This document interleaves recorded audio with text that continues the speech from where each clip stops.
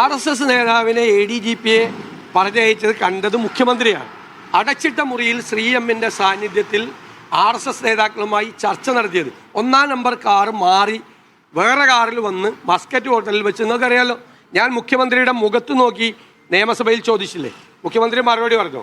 മുഖ്യമന്ത്രി തലകുനിച്ചിരുന്നു. നിങ്ങൾ ശ്രീ എം വ്യക്തമാക്കിയല്ലോ.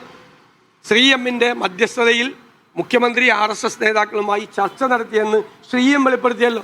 സ്വന്തം കാര്യത്തിന് മറുപടി പറഞ്ഞാൽ മതി, എന്നിട്ട് ഇങ്ങോട്ട് പറഞ്ഞാൽ മതി. ഞങ്ങൾക്ക് ഒരു RSSുമായിട്ട് ഒരു ബന്ധമില്ല. RV ബാബു ഒരു കോൺഗ്രസ് വിരുദ്ധനും ഒരു തട്ടിപ്പ് നടത്തിയിട്ട് ഇവിടെ വന്ന് പറവിൽ താമസിക്കുന്ന ആൾ. അയാൾക്കെതിരായിട്ട് കോൺഗ്രസ് നേരത്തെ പറഞ്ഞിട്ടുണ്ട്. അതുകൊണ്ടുള്ള വിരോധമാണ്, കോൺഗ്രസ് വിരോധമാണ്. അപ്പൊ തന്നെ മനസ്സിലായല്ലോ, അയാൾ പറഞ്ഞപ്പോൾ തന്നെ മനസ്സിലായല്ലോ.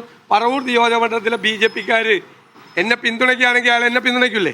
അതല്ലല്ലോ ചെയ്ത്, എന്നെ ശക്തിയായി എതിർക്കല്ലേ ചെയ്ത്. അതാ ചോദിച്ചത്, അയാൾ എന്നെ ശക്തിയായി എതിർക്കല്ലേ? അതല്ലേ. ഇവിടെ BD ജയസന്റെ സ്ഥാനാർത്ഥി മാറി BJP സ്ഥാനാർത്ഥിയായി. ഇവിടെ ഒരു ഡീലും നടക്കൂല, ഒരു സ്ഥലത്തും ഒരു ഡീലും നടക്കൂല, ഒരു സ്ഥലത്തും ഒരു ഡീലും നടക്കൂല.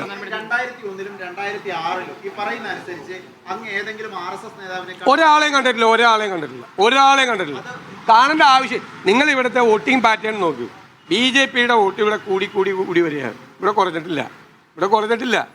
ഇനി കേട്ടോ, BD ജയസന്റെ സ്ഥാനാർത്ഥി മത്സരിച്ച് എല്ലാവരും എന്നെ തോൽപ്പിക്കാൻ ഇറങ്ങിയത് 2016 അന്നാണ് അവർ NDAക്ക് ഇവിടെ 28,000 വോട്ട് കിട്ടി.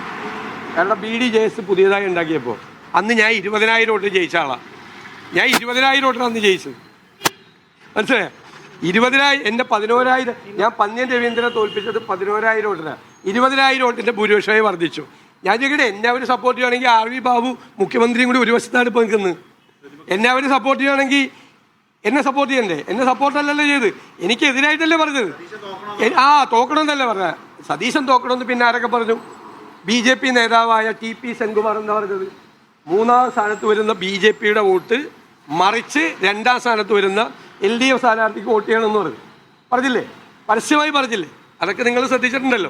ഇന്ന് EP ജയരാജൻ പറഞ്ഞൊരു കാര്യമാണ്, SDPയുടെ വോട്ട് സ്വീകരിക്കുമോ LDF എന്ന് ചോദിച്ചപ്പോൾ കൃത്യമായിട്ട് പറഞ്ഞു സ്വീകരിക്കും. ആരുടെ വോട്ടും LDF സ്വീകരിക്കും, ജയിക്കുകയാണ് അവസാന ലക്ഷ്യമെന്ന്. അല്ല, അവര് പറഞ്ഞല്ലോ.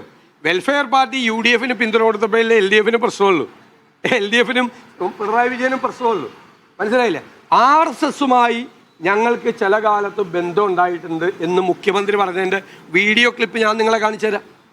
വീഡിയോ ക്ലിപ്പ് ഇല്ലെന്ന് മുഖ്യമന്ത്രി പറഞ്ഞിട്ടുണ്ട്, പിന്നെ പാർട്ടി സെക്രട്ടറി പറഞ്ഞിട്ടുണ്ട്.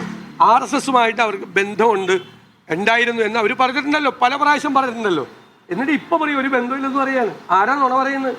ആരാണ് എല്ലില്ലാത്ത നാവ് കൊണ്ട് നുണ പറയുന്നത്? ആരാണ്? ജമാഅത്ത് ഇസ്ലാമിയുമായിട്ട് ഒരു കാലത്തും ബന്ധമില്ലായിരുന്നു എന്ന് മുഖ്യമന്ത്രി പറഞ്ഞു. അപ്പം ഞാൻ വീഡിയോ ക്ലിപ്പ് ഹാജരാക്കി. ജമാഅത്ത് ഇസ്ലാമിയെ സ്വാഗതം ചെയ്തുകൊണ്ട് അന്ന് പാർട്ടി സെക്രട്ടറിയായ പിണറായി വിജയൻ സംസാരിച്ചത്. അപ്പോൾ ആരാ നുണ പറഞ്ഞത്? അത് പിറ്റേ ദിവസം സമ്മതിച്ചു ബന്ധം ഉണ്ടായിരുന്നു എന്ന്, അല്ലേ? പിറ്റേ ദിവസം സമ്മതിച്ചു, കോഴിക്കോട് വെച്ച് സമ്മതിച്ചു ബന്ധം ഉണ്ടായിരുന്നു. അപ്പോൾ ആരാ നുണ പറഞ്ഞത്? PDP പിന്തുണച്ചു. ആരെ? LDFന്. ഒരു കുഴപ്പമില്ല. PDP മതേതര പാർട്ടിയാണോ? PDP മതേതര പാർട്ടിയാണോ? SDPI മതേതര പാർട്ടിയാണോ? അന്ന് CPM ആണ് മതേതര പാർട്ടി ആരാണെന്നും വർഗീയ പാർട്ടി ആരാണെന്നും തീരുമാനിക്കും. രണ്ടുപേരും രണ്ട് രീതിയിൽ സംസാരിക്കുന്നു, രണ്ട് നേതാക്കൾ. ഞങ്ങൾക്ക് എന്ത് ചെയ്യാൻ പറ്റും?